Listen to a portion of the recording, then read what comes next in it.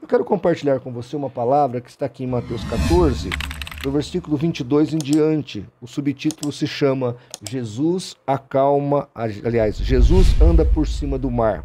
Mateus capítulo 14, de 22 em diante. E logo ordenou Jesus que os seus discípulos entrassem no barco e fossem adiante para a outra banda, enquanto despedia a multidão.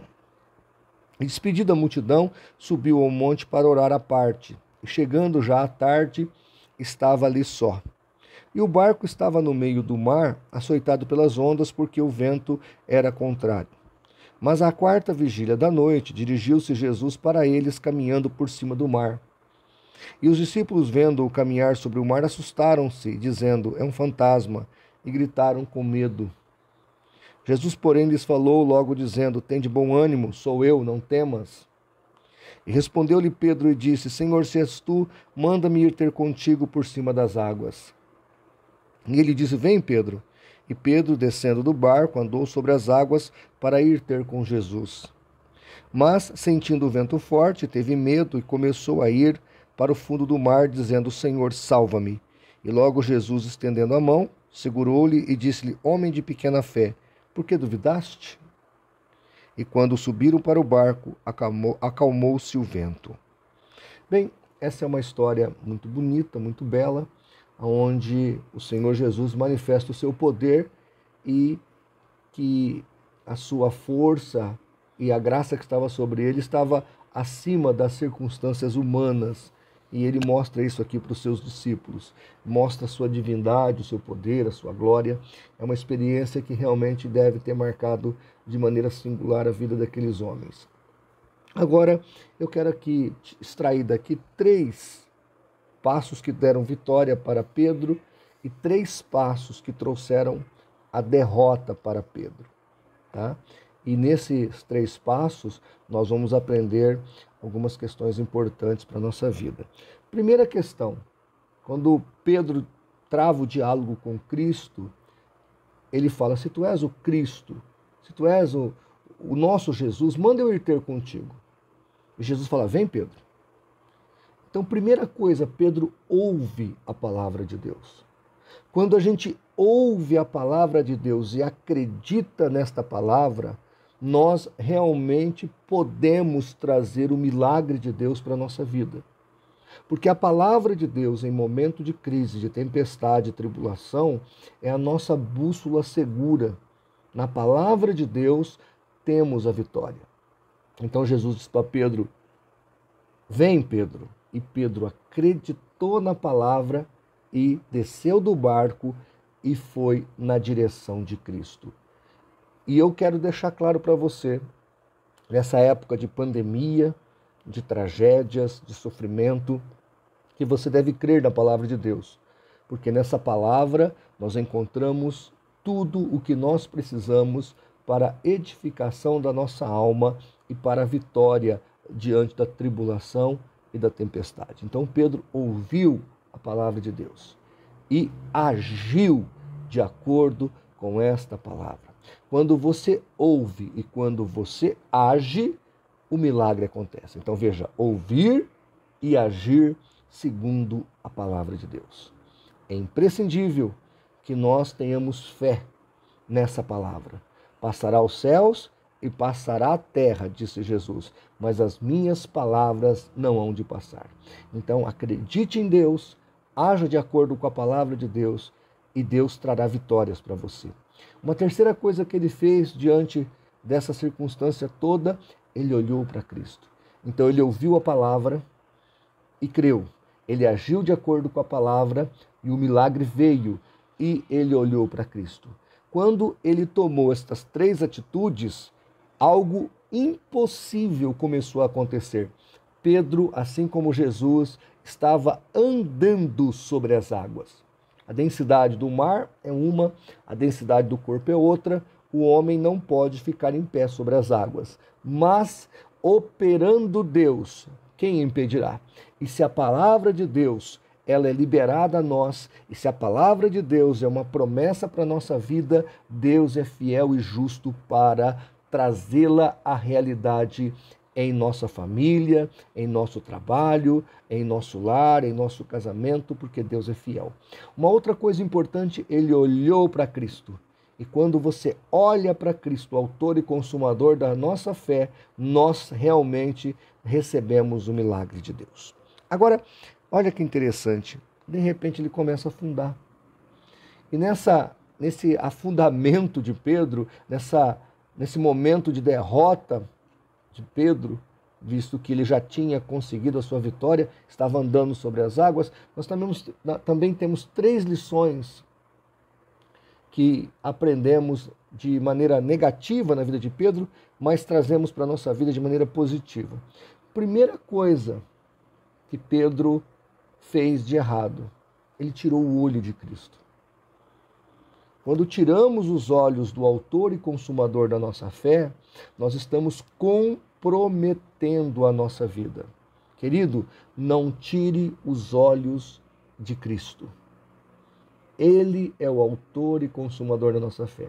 Se você olhar para as denominações, olhar para os homens, olhar para as circunstâncias, você vai começar a perder a bênção de Deus sobre a tua vida. Então, olhe para Cristo, autor e consumador da nossa fé. Outra coisa que ele começou a fazer de maneira equivocada, ele começou a racionalizar. Ele falou, peraí, eu posso até nadar sobre as águas, mas andar sobre elas é impossível. Então, diante desse momento que ele estava recebendo a vitória, ele tira os olhos de Cristo e começa a racionalizar de maneira antibíblica. E ele começa a conjecturar, eu não posso. E quando você tira os olhos de Cristo, tira os olhos da palavra e começa a conjecturar as impossibilidades circunstanciais, isso vai trazer um afundamento na sua fé, na sua esperança e no seu milagre. Então ele começou a olhar para as circunstâncias e aí a coisa começou a piorar. Terceira coisa de errado que ele fez, ele começou a olhar o tamanho da tempestade. Aquelas ondas eram altas, o vento era forte, era um momento ali de tempestade. Ele tira os olhos de Cristo, primeira coisa errada. Depois começa a racionalizar nas impossibilidades da vitória que ele precisava ter. E terceiro, ele começa a olhar para o problema mais do que o Senhor que o havia chamado. Porque Deus é maior do que o teu problema. Deus é maior do que a tua tribulação. Deus é maior do que a tempestade que você está passando. E Deus é fiel e justo para proteger e guardar a tua vida. Mas então Pedro tira os olhos de Cristo, começa a racionalizar de acordo com a tempestade, com o que estava acontecendo, e miseravelmente começa a olhar para o problema mais do que olhar para o dono de todas as coisas, que é Jesus. O Senhor que é soberano sobre todas as coisas. Ele olha para o problema. Então, querido, nós sabemos que o medo, e foi o que Pedro passou aqui, ele tem até uma relevância na nossa vida. O medo nos faz ficar seguros em algumas circunstâncias. Mas o mesmo medo, quando avolumado, quando fora de controle, ele traz o pânico e traz a derrota para a sua vida. Pedro começou a afundar porque o medo, ele tomou conta.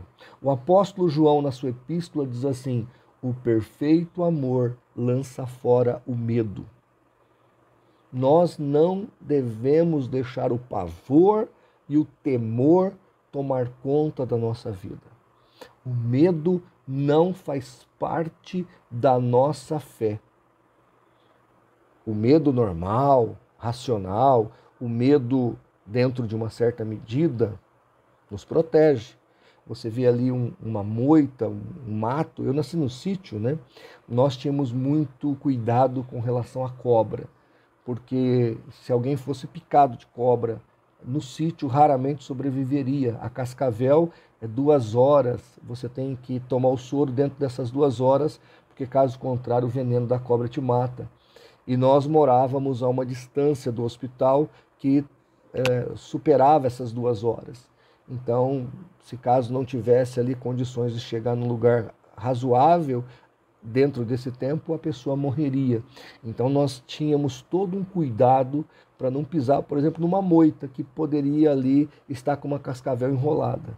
E se você pisar no raio dela, que é 30 centímetros, em qualquer lugar que você colocar o teu pé, seja na frente da cabeça dela ou atrás, naquele raio você levará a picada, ela não erra o foco dela. Então, o que nós fazíamos quando morávamos na roça?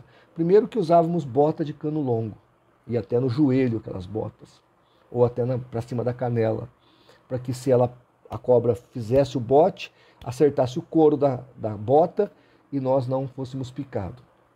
Agora, todo esse cuidado e esse medo respeitoso com a natureza, com a víbora ali naquela circunstância rural que nós morávamos, era essencial para manter as nossas vidas. Agora, apesar de todo esse perigo, nós, se tivéssemos que entrar no mato à noite mesmo para salvar um bezerro, um cavalo, nós botávamos a bota e nós íamos enfrentar o problema para salvar, para resgatar aquele animal.